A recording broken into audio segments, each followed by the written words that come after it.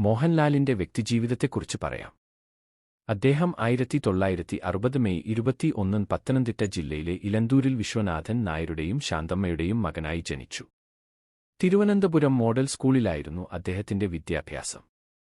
1988 April 28 സുചിത്രയെ വിവാഹം കഴിച്ചു. അവർക്ക് പ്രണവ്, വിസ്മയ എന്നിങ്ങനെ 2 മക്കളുണ്ട്. മോഹൻലാലിന്റെ കുടുംബത്തെക്കുറിച്ച് കൂടുതലറിയാൻ ആഗ്രഹമുണ്ടെങ്കിൽ ചോദിക്കാവുന്നതാണ്. മോഹൻലാൽ സിനിമയിലേക്ക് വന്നത് 1980-ൽ മഞ്ഞിൽ വിരിഞ്ഞ പൂക്കൾ എന്ന സിനിമയിലൂടെയാണ്. വില്ലൻ വേഷത്തിലാണ് അദ്ദേഹം സിനിമയിലേക്ക് എത്തിയത്. പിന്നീട് അദ്ദേഹം മലയാള സിനിമയിലെ ഒരു അവിഭാജ്യ ഘടകമായി മാറി. മോഹൻലാൽ ഒരുപാട് അവാർഡുകൾ നേടിയിട്ടുണ്ട്. അതിൽ പ്രധാനപ്പെട്ടവയാണ് മികച്ച നടനുള്ള 5 ദേശീയ അവാർഡുകൾ, 6 കേരള സംസ്ഥാന ചലച്ചിത്ര അവാർഡുകൾ, 9 ഫിലിം ഫെയർ അവാർഡുകൾ എന്നിവ.